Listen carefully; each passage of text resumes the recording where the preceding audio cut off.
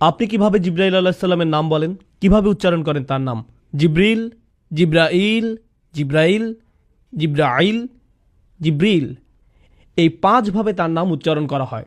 আর এটা বিভিন্ন কিরাতের মাধ্যমে বর্ণনা করা হয়েছে। ইল, ইল মানে আল্লাহ সুবহানাহু ওয়া তাআলা, এ নিয়ে কোনো মতপার্থক্য নেই। জিব্রা মানে বান্দা বা দাস, তাহলে জিব্রাইল অর্থ আল্লাহর দাস, সুতরাং এটা হলো তার নাম এবং নামের অর্থ। রসুল সাল্লাল্লাহু আলাইহি সাল্লাম এবং আল্লাহ সুবহানাহু ওয়া তাআলা কিভাবে তাকে সম্বোধন করতেন, এটা আসলে একটা মজার বিষয়। যখন আমি এই বিষয়ে গবেষণা করা শুরু করলাম, প্রথম দিন এটা দেখে খুব অবাক হলাম যে আমি বুখারী শরীফ থেকে জিব্রাইল আলাইহিস সালাম সম্পর্কে বর্ণিত সকল হাদিস সংগ্রহ করলাম। প্রথমে যে হাদিস জিব্রাইল আলাইহিস সালামের নাম উল্লেখ করা আছে, রসুল সাল্লাল্লাহু আলাইহি সাল্লাম বলেন জিব্রিল সাল্লাল্লাহু আলাইহি সাল্লাম। আমরা সাধারণত জিব্রিলকে আলাইহিস সালাম বলে সম্বোধন করি, যার অর্থ তার উপর শান্তি বর্ষিত হোক, কিন্তু রসুল সাল্লাল্লাহু আলাইহি সাল্লাম তার উপর সালাওয়াত পেশ করলেন সাল্লাল্লাহু আলাইহি সাল্লাম। রসুল সাল্লাল্লাহু আলাইহি সাল্লাম এটা করলেন জিব্রাইল আলাইহিস সালামের উচ্চ মর্যাদার কারণে। আর একটা ব্যাপার, রসুল সাল্লাল্লাহু আলাইহি সাল্লাম প্রায় তার নাম বলে তাকে সম্বোধন করতেন না। জানেন কিভাবে করতেন? তিনি বলতেন, যিনি আমার রবের নিকট থেকে আসেন। আল্লাহ সুবহানাহু ওয়া তাআলা বিভিন্ন উপায়ে তাকে সম্বোধন করেন, সবগুলো আমার পক্ষে বর্ণনা করা সম্ভব নয়, এটা আরেকটা বিশাল অধ্যয়নের ব্যাপার। যিনি আমার রবের নিকট থেকে আসেন, ইনশাআল্লাহ ভবিষ্যতে এই বিষয়ে আলোচনা করা যাবে। তবে সবচেয়ে কমন যে বিষয়টি আপনি পাবেন তা হলো রূহ, স্পিরিট, শব্দটি আত্মা। আল্লাহ তাকে বলেন আর রূহুল কুদুস, পবিত্র আত্মা। আল্লাহ বলেন আর রূহুল আমিন, বিশ্বাসী আত্মা। আল্লাহ বলেন রূহানা, আমাদের আত্মা। আল্লাহ তাকে আরও ডাকেন রাসূলুন কারীম, সম্মানিত বার্তাবাহক। সর্বশেষ আরেকটি নাম বলে আমরা অগ্রসর হব সময় স্বল্পতার কারণে। এই নামটি আল্লাহ বা রাসূল সাল্লাল্লাহু আলাইহি সাল্লামের পক্ষ থেকে নয়, বরং ওয়ারাকা ইবনে নওফলের কাছ থেকে, যিনি ছিলেন খাদিজা রাদিয়াল্লাহু তাআলা আনহার চাচাতো ভাই। ওয়ারাকা বলেছিলেন ইনি হলেন আন-নামুস, আন-নামুস, যাকে মুসা আলাইহিস সালামের কাছে প্রেরণ করা হয়েছিল। জিব্রাইল আলাইহিস সালাম দেখতে কেমন ছিলেন? জিব্রাইল আলাইহিস সালাম বিভিন্ন রকম আকৃতি ধারণ করতেন। তিনি মানুষের আকৃতি ধারণ করতেন, আবার কখনো কখনো তিনি ফেরেশতার আকৃতিও ধারণ করতেন। রাসূল সাল্লাল্লাহু আলাইহি সাল্লাম বলেন, আমি জিব্রাইল আলাইহিস সালামকে দেখেছি আর তার ছিল 600 ডানা। রসুল সাল্লাল্লাহু আলাইহি সাল্লাম বলেন, তিনি আল্লাহ প্রদত্ত একটি বিশাল সিংহাসনে উপবিষ্ট হয়ে সম্পূর্ণ দিগন্তকে ঢেকে ফেলতেন। রসুল সাল্লাল্লাহু আলাইহি সাল্লাম আরও বলেন, ওই 600 ডানা শুধু ছড়ানোই থাকতো না, তার ডানাগুলো থেকে প্রতিনিয়ত মণিমুক্তা ঝরতে থাকতো। আর তার ডানার রং ছিল সবুজ, তার পায়ের পাতার রঙও ছিল সবুজ। ফেরেশতার আকৃতিতে তাকে এমন দেখাতো। আর তিনি হলেন অন্য সকল ফেরেশতাদের চেয়ে আলাদা। মানুষ্য আকৃতিতে তাকে কেমন দেখাতো? জিব্রাইল আলাইহিস সালাম কয়েকজন মানুষের আকৃতি ধারণ করতেন, তাকে বিভিন্ন রকম দেখাতো। কিন্তু যখন তিনি রসুল সাল্লাল্লাহু আলাইহি সাল্লামের নিকট আসতেন, তিনি সুনির্দিষ্ট একটি রূপ নিয়ে আসতেন। রাসূল সাল্লাল্লাহু আলাইহি সাল্লাম বলেন, দিহিয়া ইবন খলিফা আল কলবি রাদিয়াল্লাহু তাআলা আনহুর মতো দেখাতো। দিহিয়া রাদিয়াল্লাহু তাআলা আনহুকে একজন সুন্দর ফেরেশতা। দিহিয়া রাদিয়াল্লাহু তাআলা আনহুকে বলা হতো বনু কলবের ইউসুফ। ইউসুফ আলাইহিস সালাম সম্পর্কে মহিলারা কি বলেছিল? ইনি একজন সুদর্শন ফেরেশতা। তো দিহিয়াকে বলা হতো বনি কলবের ইউসুফ। মহিলারা দিহিয়াকে পছন্দ করত। আল্লাহ সুবহানাহু ওয়া তাআলা এবং জিব্রাইল আলাইহিস সালামের সম্পর্ক কেমন? প্রথমত তিনি হলেন কালিমুল্লাহ মিনাল মালাইকা, ফেরেশতাদের পক্ষ থেকে যার সাথে আল্লাহ কথা বলেন তিনি হলেন জিব্রাইল আলাইহিস সালাম। আপনি হয়তো ভাবতে পারেন আল্লাহ কি সকল ফেরেশতাদের সাথে কথা বলেন? না, মানুষের মাঝ থেকে যেমন নির্দিষ্ট কয়েকজনের সাথে আল্লাহ সরাসরি কথা বলেন, ঠিক তেমনি ফেরেশতাদের মাঝ থেকেও নির্দিষ্ট কয়েকজনের সাথে আল্লাহ সরাসরি কথা বলেন। আল্লাহ 4 জন ফেরেশতার সাথে কথা বলেন, মুকাসসিমাতি আমরা, যারা আল্লাহর বিভিন্ন নির্দেশের বাস্তবায়ন ঘটান। এই 4 জনের সাথে আল্লাহ সরাসরি কথা বলার বর্ণনা পাওয়া যায়, কিন্তু আল্লাহ সবসময় সরাসরি জিব্রাইল আলাইহিস সালামের সাথে কথা বলে থাকেন। এমন একজন নবীর কাহিনীও আপনি পাবেন না যেখানে জিব্রাইল আলাইহিস সালামের আলোচনা নেই। আপনি যদি কাসাসুল আম্বিয়া পড়েন, প্রত্যেক নবীর আলোচনায় কোনো না কোনোভাবে জিব্রাইল আলাইহিস সালামের নাম উঠে আসবেই, কারণ তাকে 1,24,000 পয়গম্বরের কাছে পাঠানো হয়েছিল। মুসনাদ ইমাম আহমদের একটি হাদিসে 1,24,000 নবীর কথা উল্লেখ আছে। তাদের মাঝে 350 জন ছিলেন রসুল। তাদের প্রত্যেকের কাছে জিব্রাইল আলাইহিস সালামকে পাঠানো হয়েছিল তাদেরকে শিক্ষা দেওয়ার জন্য, গড়ে তোলার জন্য, সমর্থন দেওয়ার জন্য, প্রতিরক্ষার জন্য। তিনি প্রথম থেকেই তাদের সাথে ছিলেন। তার আরেকটি উপাধি ছিল নাসরুল আম্বিয়া, তিনি ছিলেন নবীদের সাহায্যকারী। জিব্রাইল আলাইহিস সালামই ইব্রাহিম আলাইহিস সালামকে শয়তানের প্রতি পাথর ছুঁড়তে বলেছিলেন, আর আমরা সেই ঘটনার স্মরণে শয়তানের প্রতি পাথর ছুঁড়ি। সুবহানাল্লাহ, দেখুন সেই ঘটনার কত চমৎকার ঐতিহ্য আমাদের। জিব্রাইল আলাইহিস সালামই ইব্রাহিম আলাইহিস সালামকে হজের নিয়মকানুন শিখিয়েছিলেন। কখনো কখনো জিব্রাইল আলাইহিসসালামের ভূমিকাকে স্পষ্টরূপে উল্লেখ করা হয় না। ইউসুফ আলাইহিসসালামের গল্পে কখনো কি জিব্রাইল আলাইহিসসালামের উল্লেখ পেয়েছেন? আপনি ইউসুফ আলাইহিসসালামের উপর বিশাল আলোচনা শুনতে পারেন, সেখানে হয়তো জিব্রাইল আলাইহিসসালামের কথা কখনো বলা হয় না, কিন্তু তিনি সেখানে ছিলেন। আয়াতে বলা হয় ওয়ালাম্মা বালাগা আশুদ্দাহু আতাইনাহু হিকমা ওয়া ইলমা। তিনি যখন প্রাপ্তবয়স্ক হলেন তখন আমরা তাকে প্রজ্ঞা এবং জ্ঞান দিয়েছি। এতে ইঙ্গিত পাওয়া যায় যে তাঁর নবুয়ত অনেক কম বয়সে শুরু হয়। আল্লাহ এবং জিব্রাইল আলাইহিসসালামের সাথে তার সম্পর্ক অনেক কম বয়স থেকেই শুরু হয়। জিব্রাইল আলাইহিসসালামের সাথে হযরত ইউসুফের কখন প্রথম দেখা হয়? যখন তার ভাইরা তাকে সেই কূপে নিক্ষেপ করেছিল আর তিনি কূপের তলায় পড়তে যাচ্ছিলেন, তখন তিনি এমন এক লোকের হাতের উপর ল্যান্ড করলেন যাকে তিনি আগে কখনো দেখেননি। তিনি ছিলেন জিব্রাইল আলাইহিসসালাম। জিব্রিল তাকে ধরে ফেলেন যেন ইউসুফ আলাইহিসসালাম পড়ে গিয়ে ব্যথা না পান। সুবহানাল্লাহ! চিন্তা করে দেখুন, ইবনুল কাইয়্যিম রাহিমাহুল্লাহ এ ব্যাপারে মন্তব্য করতে গিয়ে বলেন, এই ঘটনার নিদর্শন রয়েছে যে কোনো সৃষ্টি আল্লাহর রজ্জুকে ধারণ করলে আল্লাহ অবশ্যই তাকেও ধারণ করেন, তিনি আপনাকে পড়ে যেতে দিবেন না।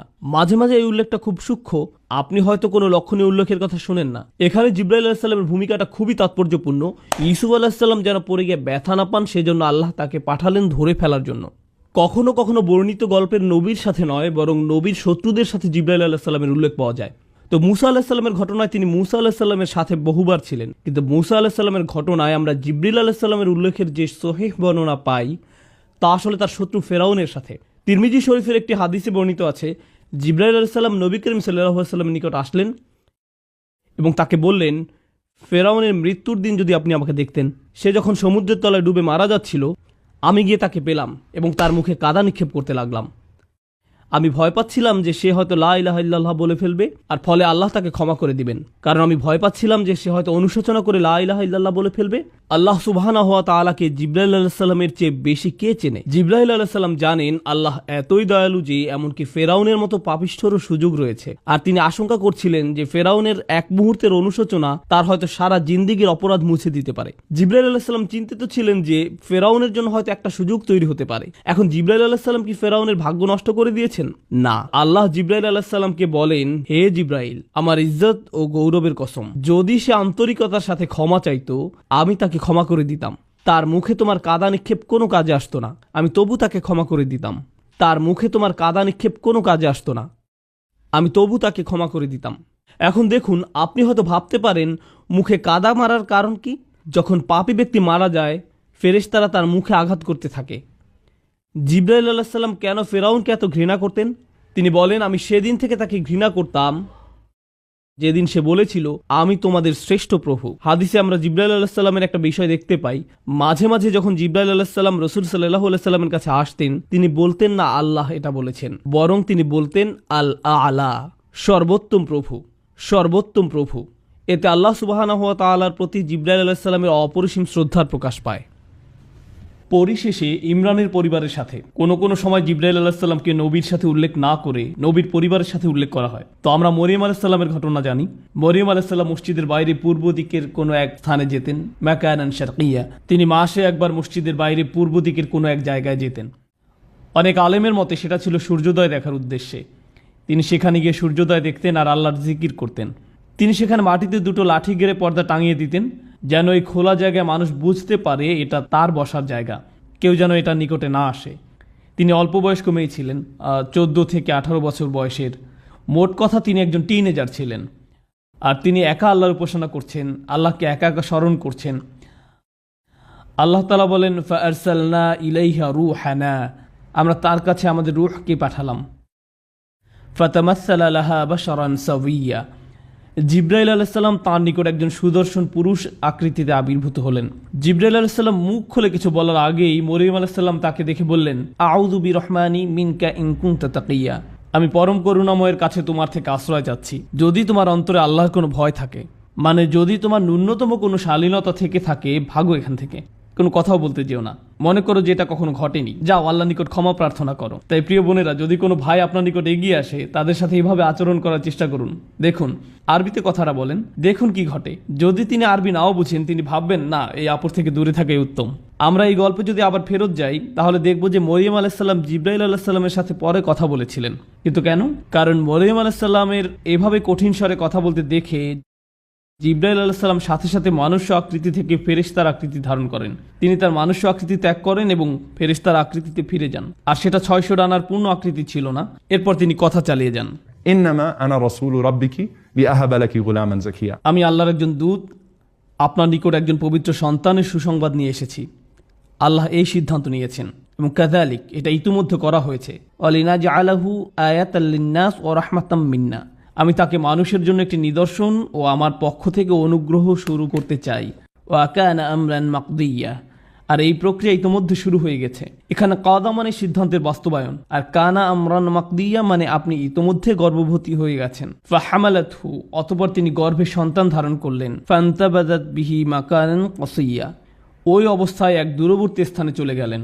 গর্ভকালীন পুরো সময়টা তিনি লুকিয়ে থাকলেন। আর যখন সন্তান জন্মদানের সময় আসলো, মনে রাখবেন তিনি ছিলেন একজন অনভিজ্ঞ তরুণী, তার পাশে সাহায্য করার মতো কেউ ছিল না। তিনি পূর্বে কখনো সন্তান জন্ম দেননি। প্রসব বেদনা তাকে এক খেজুর বৃক্ষের মূলে আশ্রয় নিতে বাধ্য করলো।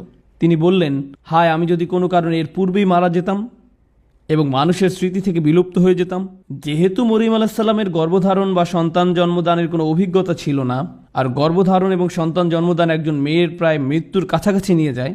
মহিলারা যারা শুনছেন তারা হয়তো ভাবছেন, হ্যাঁ আমরা জানি। যেহেতু গর্ভধারণ এবং সন্তান জন্মদান একজন মেয়েকে প্রায় মৃত্যুর কাছাকাছি নিয়ে যায়, মনে করছিলেন তিনি মারা যাচ্ছেন। ফানাদাহা মিন তাহতিহা আল্লা তাহজানি, জিবরাইল আলাইহিস সালাম এই সময়টাতে তাকে সান্ত্বনা দিতে লাগলেন। আপনি মনে করছেন যে মানুষ আপনাকে নিয়ে কুৎসা রটনা করবে, কিন্তু বাস্তবতা হলো একসময় মানবজাতির কাছে ওহী পাঠানো হবে, আর তাতে উল্লেখ থাকবে যে অযকুর ফি কিতাবি মারিয়াম, এই কিতাবে মারিয়ামের কাহিনী বর্ণনা করুন।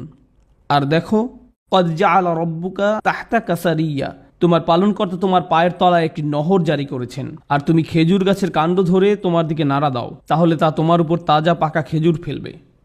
ফাকুলি ওয়াশরাবি অকররি আইনান, অতঃপর তুমি খাও, পান করো এবং চোখ জোড়াও।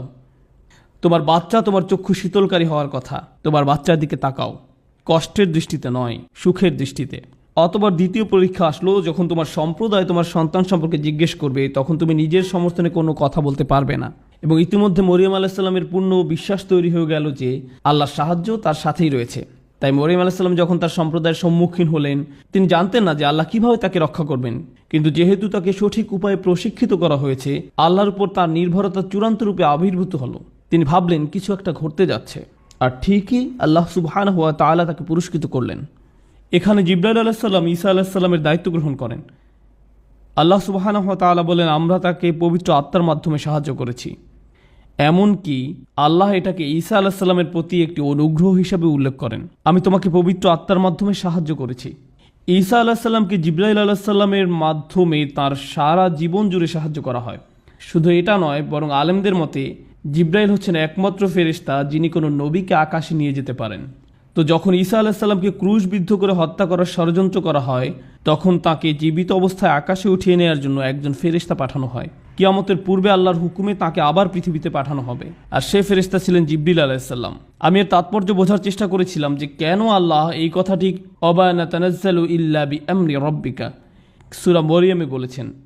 বেশ কিছু দিনের জন্য জিবরাইল আলাইহিস সালাম দেখা না দিলে রাসূল সাল্লাল্লাহু আলাইহি ওয়াসাল্লাম মনে মনে দুঃখ পেতেন।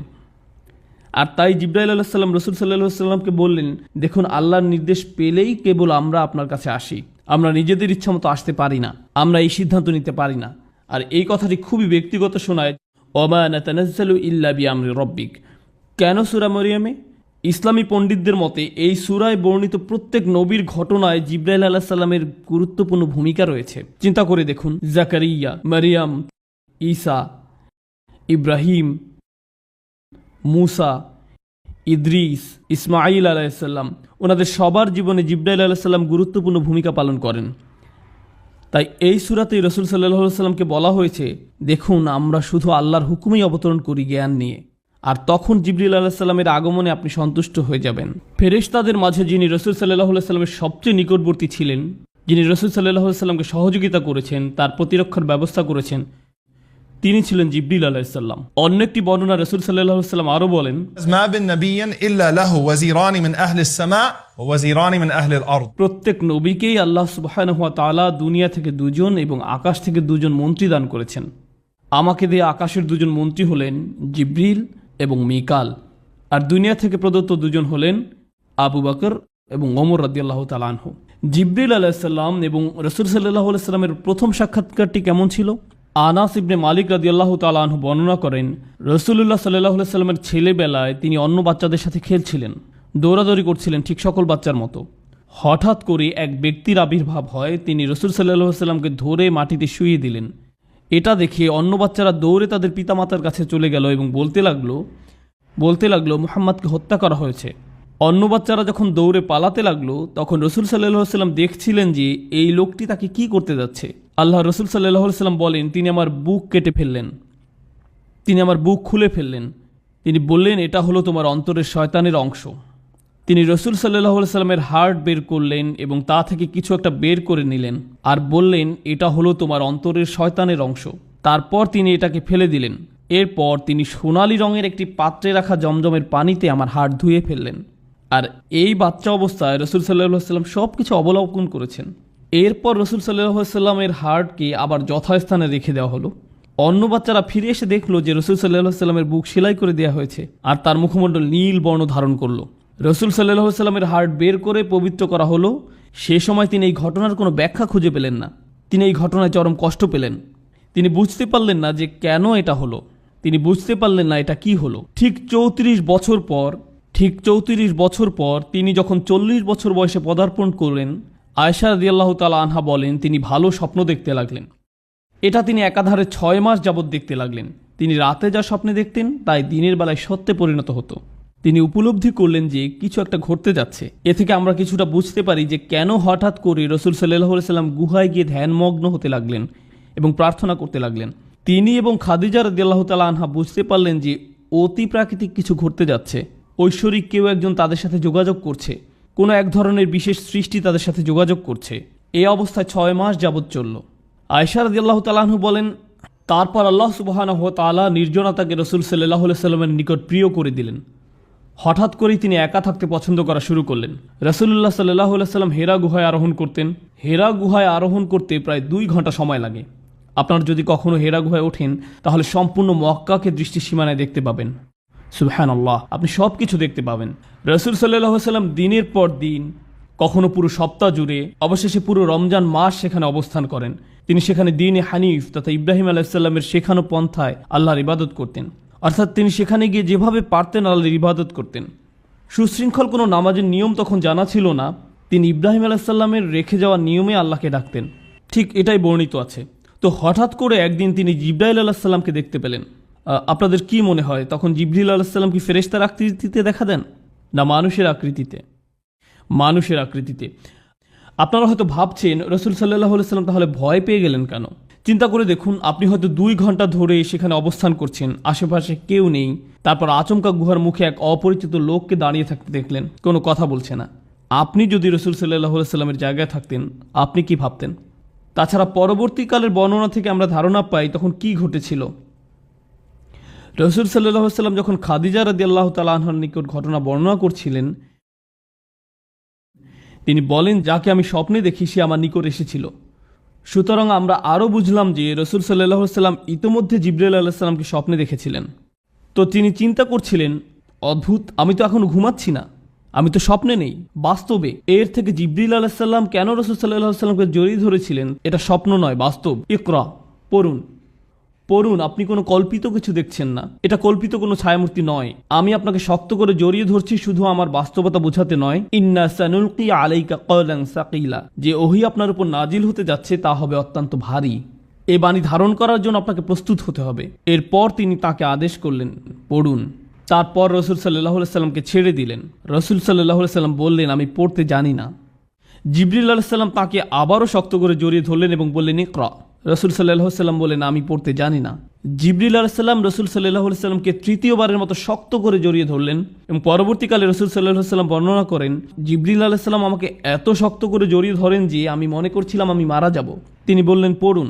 রাসূল সাল্লাল্লাহু আলাইহি সাল্লাম বললেন, কি পড়ব? ঠিক তখন জিবরিল আলাইহিস সালাম বললেন, ইকরা বিইসমি রাব্বিকাল্লাযী খলাক, পাঠ করুন আপনার পালনকর্তার নামে যিনি সৃষ্টি করেছেন। খলাকাল ইনসানা মিন আলাক, যিনি মানুষকে সৃষ্টি করেছেন আলাক থেকে। ইকরা ওয়া রাব্বুকাল আকরাম, পাঠ করুন আপনার পালনকর্তা মহা দয়ালু যিনি কলমের সাহায্যে শিক্ষা দিয়েছেন। শিক্ষা দিয়েছেন মানুষকে যা সে জানতো না। রাসূল সাল্লাল্লাহু আলাইহি সাল্লাম যখন ওহী গ্রহণ করছিলেন, জিবরিল আলাইহিস সালাম তাকে আর জড়িয়ে ধরলেন না, আবার চলেও গেলেন না। রাসূল সাল্লাল্লাহু আলাইহি সাল্লাম গুহা ত্যাগ করে তাড়াতাড়ি নেমে গেলেন। খাদিজা রাদিয়াল্লাহু তাআলা আনহা বললেন, কি হয়েছে?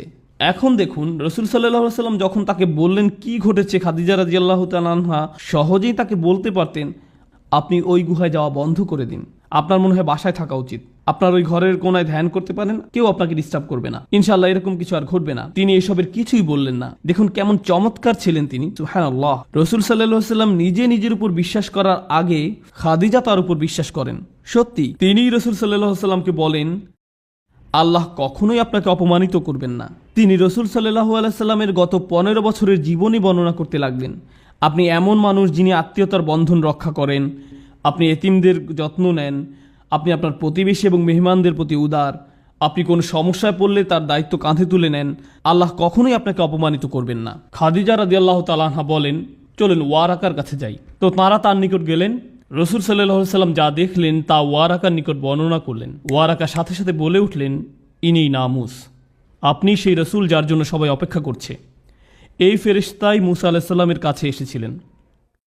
ইস, আমি যদি যুবক হতাম তাহলে আপনাকে সাহায্য করতে পারতাম যখন আপনার সম্প্রদায় আপনার বিরোধিতা করবে। এরপর কি ঘটেছিল?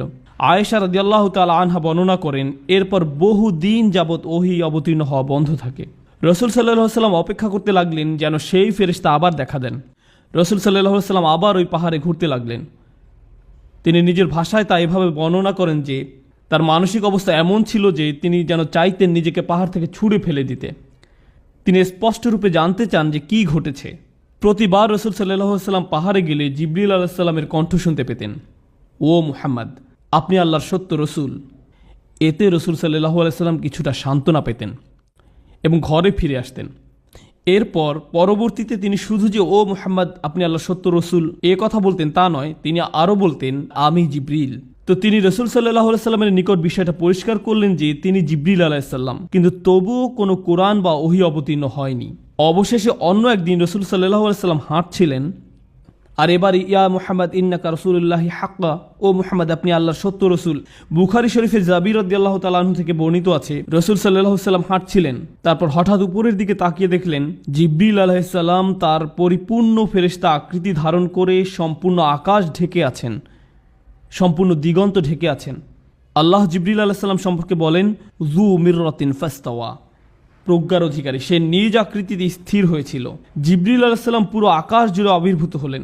রাসূল সাল্লাল্লাহু আলাইহি সাল্লাম জিবরিল আলাইহিস সালামকে তাঁর সকল ডানা সমেত পরিপূর্ণ আকৃতিতে দেখতে লাগলেন। সুম্মা দানা ফাতাদাল্লা, তিনি রাসূল সাল্লাল্লাহু আলাইহি সাল্লামের নিকটবর্তী হতে লাগলেন। তিনি রাসূল সাল্লাল্লাহু আলাইহি সাল্লামের কাছাকাছি আসলেন। রাসূল সাল্লাল্লাহু আলাইহি সাল্লাম মাটিতে পড়ে গেলেন। তিনি নিজেই বলছেন যে আমার অতি নিকটবর্তী হওয়াতে আমি এত ভয় পেয়েছিলাম যে আমি মাটিতে পড়ে গেলাম। রাসূল সাল্লাল্লাহু আলাইহি সাল্লাম দ্রুত বাড়িতে ফিরে গেলেন আর খাদিজা রাদিয়াল্লাহু তাআলা আনহাকে বলতে লাগলেন, আমাকে ঢেকে দাও, আমাকে ঢেকে দাও, আমাকে ঢেকে দাও। আর ঠিক তখন পরবর্তী ওহী অবতীর্ণ হয়, ইয়া আইয়ুহাল মুদ্দাসসির কুম ফাআনযির ওয়া রাব্বাকা ফাকাব্বির ওয়া সিয়াবাকা ফাতাহহির, হে চাদর আবৃতকারী, উঠুন, সতর্ক করুন। সুবহানাল্লাহ। চিন্তা করে দেখুন, প্রথম ওহী অবতীর্ণ হওয়ার সময় তিনি হেরা গুহায় ছিলেন, আর দ্বিতীয়বার তিনি যখন খাদিজা রাদিয়াল্লাহু তাআলা আনহার কাছে ছিলেন তখন ওহী অবতীর্ণ হয়। হে চাদর আবৃতকারী, উঠুন, সতর্ক করুন, আপনার পালনকর্তার মহত্ব ঘোষণা করুন, আপন পোশাক পবিত্র করুন, মূর্তি পরিত্যাগ করুন। এই হলো প্রথম দিকের ওহী অবতীর্ণ হওয়ার ঘটনা। আয়েশা রাদিয়াল্লাহু তাআলা আনহা বলেন, এরপর থেকে একটির পর একটি ওহী অবতীর্ণ হতে লাগলো। অর্থাৎ দীর্ঘ বিরতির পর আসে সূরা মুদ্দাসসির, সূরা মুজাম্মিল, সূরা দোহা এবং আরও অনেক সূরা ক্রমাগত রাসূল সাল্লাল্লাহু আলাইহি সাল্লামের নিকট অবতীর্ণ হতে থাকে। এভাবেই শুরু। রাসূল সাল্লাল্লাহু আলাইহি সাল্লাম বুঝতে পারলেন কি ঘটছে। তিনি বুঝতে পারলেন যে তিনি আল্লাহর রসূল। রাসূল সাল্লাল্লাহু আলাইহি সাল্লাম এখন আর জিবরিল আলাইহিস সালামের উপস্থিতি থেকে ভয় পান না। বিষয়টা তার কাছে পরিষ্কার হয়ে গেল। জিবরিল আলাইহিস সালাম এবং রাসূল সাল্লাল্লাহু আলাইহি সাল্লামের মাঝে ব্যক্তিগত কথোপকথন। জিবরিল আলাইহিস সালাম রাসূল সাল্লাল্লাহু আলাইহি সাল্লামের ঘরে বহুবার এসেছিলেন। কোনো কোনো সাহাবী তাকে দেখতে পেতেন, আবার কেউ কেউ দেখতে পেতেন না। একদিন আব্বাস রাদিয়াল্লাহু তাআলা আনহু তার সন্তান আব্দুল্লাহ রাদিয়াল্লাহু তাআলা আনহুকে নিয়ে রাসূল সাল্লাল্লাহু আলাইহি সাল্লামের সাথে সাক্ষাৎ করতে আসলেন। আব্বাস রাদিয়াল্লাহু তাআলা আনহু রাসূল সাল্লাল্লাহু আলাইহি সাল্লামকে সম্বোধন করে কথা বলছিলেন, কিন্তু তিনি সাড়া দিচ্ছিলেন না। রাসূল সাল্লাল্লাহু আলাইহি সাল্লাম কোনো কথা না বলাতে আব্বাস রাদিয়াল্লাহু তাআলা আনহু চলে যান। চলার পথে আব্বাস রাদিয়াল্লাহু তাআলা আনহু আব্দুল্লাহ রাদিয়াল্লাহু তাআলা আনহুকে বলেন, তোমার চাচতো ভাই কেন আমার সাথে কথা বলল না? আব্দুল্লাহ রাদিয়াল্লাহু তাআলা আনহু বললেন, আপনি কি দেখেননি যে রাসূল সাল্লাল্লাহু আলাইহি সাল্লাম তার সামনে বসা এক লোকের সাথে কথা বলছিলেন? আব্বাস রাদিয়াল্লাহু তাআলা আনহু বললেন, কোন মানুষের সাথে? আব্বাস রাদিয়াল্লাহু তাআলা আনহু আবার রাসূল সাল্লাল্লাহু আলাইহি সাল্লামের কাছে ফিরে আসলেন এবং জিজ্ঞেস করলেন, তখন কেউ কি আপনার সাথে কথা বলছিল? রাসূল সাল্লাল্লাহু আলাইহি সাল্লাম বললেন, আপনি কেন এটা জিজ্ঞেস করছেন? আব্বাস রাদিয়াল্লাহু তাআলা আনহু বললেন, কারণ আব্দুল্লাহ তাকে দেখতে পেয়েছিল। রাসূল সাল্লাল্লাহু আলাইহি সাল্লাম বললেন, রাআ, সে দেখেছে? আব্বাস রাদিয়াল্লাহু তাআলা আনহু বললেন, জি দেখেছে। তারপর রাসূল সাল্লাল্লাহু আলাইহি সাল্লাম আব্দুল্লাহ রাদিয়াল্লাহু তাআলা আনহুর জন্য দোয়া করলেন যেন আল্লাহ তার জ্ঞান বাড়িয়ে দেন। তো রাসূল সাল্লাল্লাহু আলাইহি সাল্লামের সাথে জিবরিলের ব্যক্তিগত কথোপকথনটা কেমন ছিল? রাসূল সাল্লাল্লাহু আলাইহি সাল্লাম জিবরিল আলাইহিস সালামকে বললেন, আল্লাহ বলেছেন যে আমি আপনাকে সকল জগৎবাসীর জন্য রহমত স্বরূপ প্রেরণ করেছি। তিনি জিজ্ঞেস করলেন, আমার রহমতের কোনো অংশ কি আপনার পর্যন্ত পৌঁছেছে? জবাবে জিবরিল আলাইহিস সালাম বললেন, يا محمد والله إنك أحب الأنبياء إلي আল্লাহর শপথ, ও মুহাম্মদ, আপনি আমার সবচেয়ে প্রিয় নবী। মানে আমাকে আজ পর্যন্ত এমন কারো কাছে পাঠানো হয়নি যাকে আমি আপনার থেকে বেশি ভালোবাসি। তিনি আরও বললেন, আপনার মাধ্যমে আমি নিরাপত্তা লাভ করেছি। আমি আমার ভাগ্য নিয়ে চিন্তায় থাকতাম যতক্ষণ না আপনার নিকট এই আয়াত অবতীর্ণ হলো, কুওয়াতিন ইনদাদিল আরশি মাকিন, যে শক্তিশালী আরশের মালিকের নিকট মর্যাদা সম্পন্ন প্রতিষ্ঠিত। মাদানী জীবনের অনেক ব্যক্তিগত আলোচনায় জিবরিল আলাইহিস সালাম বারবার রাসূল সাল্লাল্লাহু আলাইহি সাল্লামকে আশ্বস্ত করেছেন। কেন? কারণ দেখুন, রাসূল সাল্লাল্লাহু আলাইহি সাল্লাম জানলেন যে তিনি এবং বিশ্বাসীরা নিরাপদ। কিন্তু রাসূল সাল্লাল্লাহু আলাইহি সাল্লাম এখন কাকে নিয়ে উদ্বিগ্ন? আমাদেরকে নিয়ে, যারা পরবর্তীতে আসবে। তাই তিনি উম্মতি উম্মতি উম্মতি বলে কাঁদতেন। তাই আল্লাহ জিবরিল আলাইহিস সালামকে পাঠালেন। জিবরিল আলাইহিস সালাম বললেন, ইয়া মুহাম্মদ, আমরা আপনার উম্মতের বিষয়ে আপনাকে সন্তুষ্ট করে দেব। আমরা আপনাকে হতাশ করব না। আপনার উম্মত ঠিক থাকবে। তিনি মদিনায় রাসূল সাল্লাল্লাহু আলাইহি সাল্লামকে বারবার নিশ্চয়তা দিতেন, কারণ রাসূল সাল্লাল্লাহু আলাইহি সাল্লাম পরবর্তীতে আসা উম্মত নিয়ে উদ্বিগ্ন থাকতেন। সাহাবীরা নিরাপদ, কিন্তু যারা পরবর্তীতে আসবে তাদের কি হবে? আরেকবার ওমর রাদিয়াল্লাহু তাআলা আনহু বলেন, আর এটা বুখারীতে বর্ণিত আছে, আমি একবার মদিনাতে রাসূল সাল্লাল্লাহু আলাইহি সাল্লামের সাথে হাঁটছিলাম। হাঁটতে হাঁটতে আমরা মদিনার হাররা নামক স্থানে উপস্থিত হলাম। তিনি আমাকে এখানে বসতে বললেন। হঠাৎ তিনি হাঁটতে লাগলেন, আর তখন স্পষ্টত তিনি জিবরিল আলাইহিস সালামের সাথে কথা বলছিলেন। তারা কিছুক্ষণের জন্য হাঁটলেন, আর আমি বসে থাকলাম। আর এই হাঁটা অবস্থায় রাসূল সাল্লাল্লাহু আলাইহি সাল্লাম বলছেন, ওয়া ইনজানা ওয়া সারাক ওয়া ইনজারা ওয়া সারাক ওয়া ইনজানা ওয়া সারাক, এমনকি যদি সে জিনা করে বা চুরি করে, যদি সে জিনা করে বা চুরি করে। আর ওমর রাদিয়াল্লাহু তাআলা আনহু উত্তর শুনতে পাচ্ছিলেন না। ইয়া রাসূলুল্লাহ, ওইটা কি ছিল? রাসূল সাল্লাল্লাহু আলাইহি সাল্লাম বললেন, তিনি ছিলেন জিবরিল আলাইহিস সালাম। তিনি এসেছিলেন আমাকে সুসংবাদ দিতে যে এই উম্মতের প্রত্যেক ব্যক্তি অবশেষে জান্নাতে প্রবেশ করবে। তাই রাসূল সাল্লাল্লাহু আলাইহি সাল্লাম বললেন, এমনকি যদি সে জিনা বা চুরি করে। হ্যাঁ, এমনকি যদি সে জিনা বা চুরি করে, অবশেষে সে জান্নাতে প্রবেশ করবে। তো তিনি এভাবে রাসূল সাল্লাল্লাহু আলাইহি সাল্লামকে সান্ত্বনা দিলেন। রাসূল সাল্লাল্লাহু আলাইহি সাল্লাম যখন শারীরিকভাবে অসুস্থ হয়ে পড়েন, তখন জিবরিল আলাইহিস সালাম কিভাবে সান্ত্বনা দিতেন? রাসূল সাল্লাল্লাহু আলাইহি সাল্লাম যখন অসুস্থ হয়ে পড়েন, তিনি বলেন, জিবরিল আমার কাছে আসলেন এবং বললেন, ও মুহাম্মদ, আপনি কি অসুস্থ? আমি বললাম, হ্যাঁ। তখন জিবরিল তাঁর হাত দিয়ে আমার মুখমণ্ডল এবং বক্ষ মুছে দিলেন এবং বললেন, বিসমিল্লাহি আরকিকা মিন কুল্লি শাইইন আউযিকা, আল্লাহর নামে আমি আপনার জন্য আরোগ্য প্রার্থনা করছি সব কিছু থেকে যা আপনার ক্ষতি করছে। মিন শাররি কুল্লি নাফসিন আও আইনিন আও হাসিদ, সকল খারাপ জিনিস থেকে অথবা বদ নজর থেকে বা হিংসা থেকে আল্লাহ আপনাকে আরোগ্য দান করুন। আল্লাহর নামে আমি আপনার জন্য আরোগ্য প্রার্থনা করছি। কিন্তু তখন ব্যাপারটা কেমন ছিল যখন জিবরিল আলাইহিস সালাম রাসূল সাল্লাল্লাহু আলাইহি সাল্লামকে জীবন সম্পর্কে কোনো উপদেশ দিতেন? এখন আমি আপনাদেরকে যে বিষয়টি বলবো সেটি রাসূল সাল্লাল্লাহু আলাইহি সাল্লামের জীবনের শেষ দিককার। জিবরিল আলাইহিস সালাম রাসূল সাল্লাল্লাহু আলাইহি সাল্লামের নিকট এসে বললেন, হে মুহাম্মদ, হে মুহাম্মদ। আচ্ছা, আল্লাহ কি কোরআনে কখনো এভাবে বলেছেন হে মুহাম্মদ? না।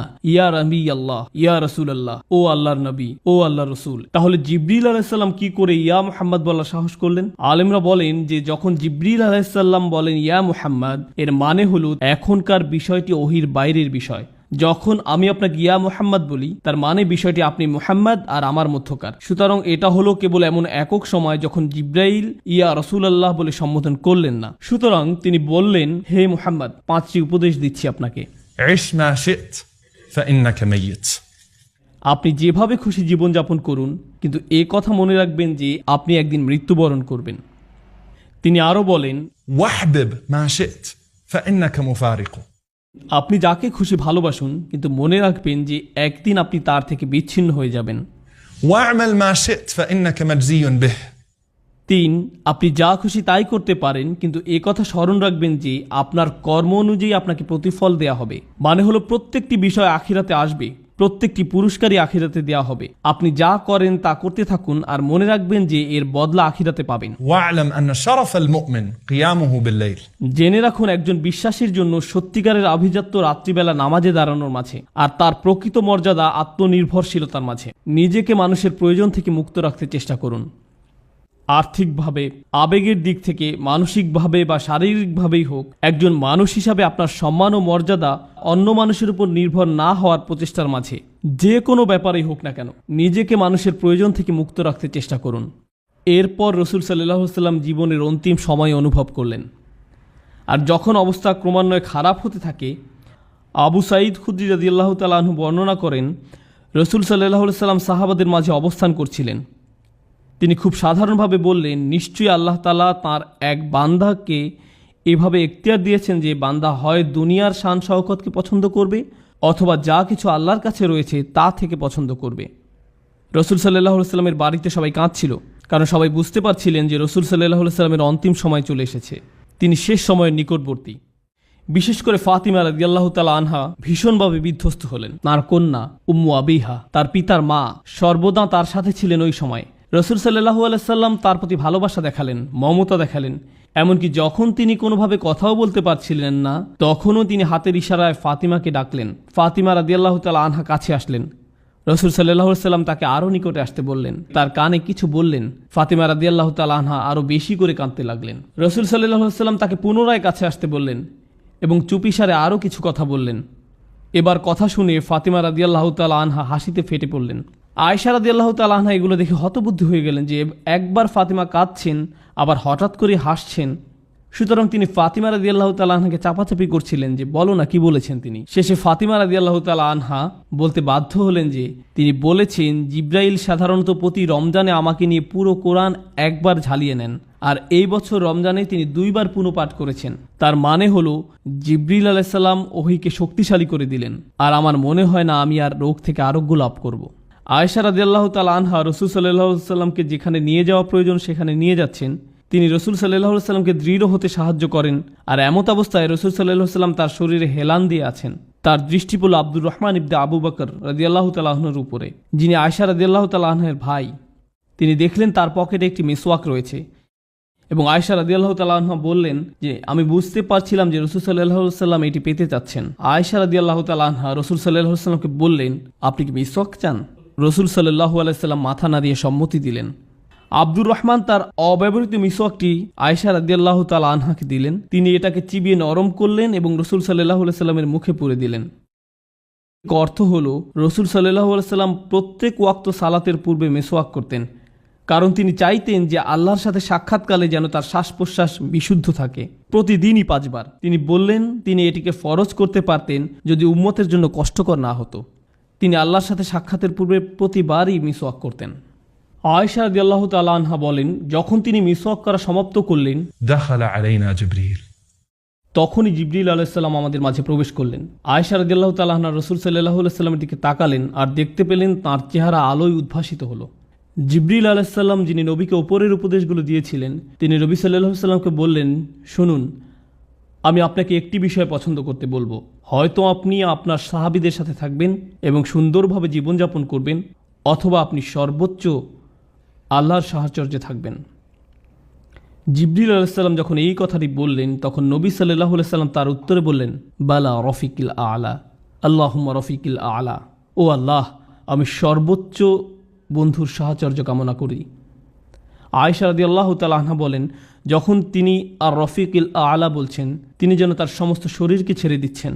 الرفيق الأعلى. ও আল্লাহ, আল্লাহর সাহচর্য বলতে বলতে তার হাত পড়ে গেল। রাসূল সাল্লাল্লাহু আলাইহি সাল্লাম ইন্তেকাল করলেন। যখন এই ঘটনা হলো, আয়েশা রাদিয়াল্লাহু তাআলা আনহা চিৎকার করে উঠলেন। ফাতিমা রাদিয়াল্লাহু তাআলা আনহা যখন আয়েশা রাদিয়াল্লাহু তাআলা আনহার চিৎকার শুনতে পেলেন, তিনি আকাশের দিকে তাকিয়ে বললেন, ইয়া আবাতা মান রাব্বিহি মা আদনা, হে আমার পিতা, আপনি আপনার রবের কতটা সন্নিকটে আছেন এখন। يا أبتا إلى جبريل ننعى. হে আমার পিতা, আমরা জিব্রাইলের নিকট আপনার মৃত্যুর সংবাদ ঘোষণা দিচ্ছি। ইয়া আবাতা জান্নাতুল ফিরদাউসি মাওয়া, হে আমার পিতা, জান্নাতই আপনার বর্তমান ঠিকানা। এবং এ কথাটি তিনি বারবার বলতে থাকলেন, বলতেই থাকলেন। আপনি আপনার রবের কতটা নিকটে আছেন। জিবরিলের নিকট আপনার প্রস্থানের ঘোষণা দিচ্ছি এবং জান্নাতুল ফিরদৌসি আপনার আবাসস্থল। সুবহানাল্লাহ। নবী সাল্লাল্লাহু আলাইহি সাল্লাম মৃত্যুবরণ করেছেন এবং প্রত্যেকেই মৃত্যুবরণ করবে। নবী সাল্লাল্লাহু আলাইহি সাল্লাম বলছেন জিবরিলও মৃত্যুবরণ করবে। চিন্তা করতে পারেন, জিবরিল আলাইহিস সালামও মারা যাবেন। নবী সাল্লাল্লাহু আলাইহি সাল্লাম বলেন, সিংগায় ফুৎকার দেওয়ার পর আল্লাহ যাদের চান তারা ছাড়া আর কেউ স্থির থাকতে পারবে না, অন্য সবাই মৃত্যুবরণ করবে। আল্লাহ সুবহানাহু ওয়া তাআলা তাদেরকে তার সম্মুখে নিয়ে আসবেন, আর তারা হলেন জিবরিল, ইসরাফিল, মিকাল ও মৃত্যুর ফেরেশতা, যারা আল্লাহর আদেশসমূহ বাস্তবায়ন করেন। আল্লাহ মৃত্যুর ফেরেশতাকে জিজ্ঞেস করবেন, আর কারা কারা বাকি আছে? মৃত্যুর ফেরেশতা বলবেন, ও আল্লাহ, আপনার সম্মানিত পবিত্র চেহারার আপনার বান্দা আমি, আপনার বান্দা জিবরিল, আপনার বান্দা জিবরিল, আপনার বান্দা মিকাল এবং আপনার বান্দা ইসরাফিল। আল্লাহ বলবেন, মিকালের আত্মা নিয়ে নাও। তখন মিকালের আত্মা নিয়ে নেওয়া হবে। পুনরায় বলবেন, আর কে কে বাকি আছে? তিনি বলবেন, ও আল্লাহ, আপনি, আমি, জিবরিল এবং ইসরাফিল। আল্লাহ বলবেন, ইসরাফিলের আত্মা নিয়ে নাও। ইসরাফিলের আত্মা তার থেকে নিয়ে নেওয়া হবে। আল্লাহ আবারও বলবেন, আর কারা বাকি আছে? তিনি বলবেন, ওয়াজহুকাল বাকিল করিম। ও আল্লাহ, আপনার পবিত্র চেহারা, আপনার এই বান্দা এবং আপনার বান্দা জিবরিল, আমরা দুই বান্দা সবশেষে বাকি রয়েছি। আল্লাহ বলবেন, জিবরিলের আত্মা নিয়ে নাও। রসুল সাল্লাল্লাহু আলাইহি সাল্লাম বলেন, জিবরিল তার চেহারা নিয়ে পতিত হবেন এমন অবস্থায় যে তার ডানাগুলো বিস্তৃত অবস্থায় থাকবে আর সেগুলো আল্লাহর প্রশংসা করতে থাকবে। তিনি তাসবিহরত অবস্থায় মৃত্যুবরণ করবেন। এরপর আল্লাহ বলবেন, আর কে বাকি আছে? তখন মৃত্যুর ফেরেশতা বলবে, ইয়া আল্লাহ, কেবল আপনি আর আমিই বাকি আছি। আল্লাহ মৃত্যুর ফেরেশতাকে আদেশ করবেন মৃত্যুবরণ করার জন্য, আর মৃত্যুর ফেরেশতা মারা যাবেন। আর আল্লাহ বলবেন, কুল্লু মান আলাইহা ফান, প্রত্যেক ব্যক্তি ধ্বংসপ্রাপ্ত হবে। ওয়ায়াবকা ওয়াজহু রাব্বিকা যুল জালালি ওয়াল ইকরাম, আর কেবল আপনার মহামান্বিত রবের চেহারাই বাকি থাকবে। আল্লাহ নিজেকেই তখন জিজ্ঞেস করবেন, লিমানিল মুলকুল ইয়াউম, আজকের রাজত্ব কার? আল্লাহ নিজেই প্রত্যুত্তরে বলবেন, লিল্লাহি ওয়াহিদিল কাহ্হার, কেবল অদ্বিতীয় নিয়ন্ত্রণকারী আল্লাহর। রসুল সাল্লাল্লাহু আলাইহি সাল্লাম বলেন, যখন আখিরাতে আমরা সবাই হাজির হব, তখন সমস্ত জমিন আল্লাহর আনুগত্যের প্রশংসায় একদম সমতল হবে। তিনি বলেন, হাসরের ময়দানে প্রত্যেকেই যে জায়গায় রয়েছে সে জায়গা থেকে একটু নড়তে পারবে না। ثم أدعى أول الناس। তিনি বলেন, আল্লাহর নিকট আমাকেই প্রথম আহ্বান করা হবে। অতএব আমি আল্লাহ সুবহানাহু ওয়া তাআলার নিকটে যাব, আমি সিজদায় পড়ে যাব। তিনি বলেন, অতঃপর আমি আমার মস্তক উত্তোলন করব فإذا جبريل عن يمين الرحمن। এবং আকস্মিকভাবে আমি সর্বোচ্চ দয়াময় আল্লাহর ডান পাশে জিবরিলকে দেখতে পাবো। নবী সাল্লাল্লাহু আলাইহি সাল্লাম হাদিসে বলেন, والله ما رآه قبلها। ইতিপূর্বে জিবরিল আলাইহিস সালাম আল্লাহ সুবহানাহু ওয়া তাআলাকে কোনো দিনই দেখেননি। নবী সাল্লাল্লাহু আলাইহি সাল্লাম জিবরিলের দিকে ইশারা করে বলবেন, হে আমার রব, إن هذا أخبرني أنك أرسلته إلي। এই ব্যক্তি আমাকে বলেছিল যে আপনিই তাকে আমার নিকটে পাঠিয়েছিলেন। فيقول الله صدقت। তখন আল্লাহ বলবেন, তুমি সত্য বলছো। একইভাবে জিবরিল ও নবী সাল্লাল্লাহু আলাইহি সাল্লামকে বলবেন, আপনি সত্য বলছেন। নবী সাল্লাল্লাহু আলাইহি সাল্লাম কেন প্রতিদান দিবসে এই বিষয়টি পছন্দ করলেন, কেন এটি ইচ্ছা পোষণ করলেন? কারণ হলো, প্রতিদান দিবসের দিন প্রত্যেক নবী রাসূলকে জিজ্ঞেস করা হবে যে জিবরিল কি নবুয়তের বার্তাকে ঠিকমতো পৌঁছে দিয়েছে কিনা। নবী সাল্লাল্লাহু আলাইহি সাল্লাম জিবরিলের পক্ষে সাক্ষ্য দিবেন এবং তাকে জিজ্ঞেস করার পূর্বেই তিনি নিজেই বলবেন যে উনি বলেছেন যে তাকে আপনি আমার নিকট পাঠিয়েছিলেন, তিনি তার কাজ ঠিকমতো করেছিলেন। আল্লাহ বলবেন, তুমি সত্য বলছো।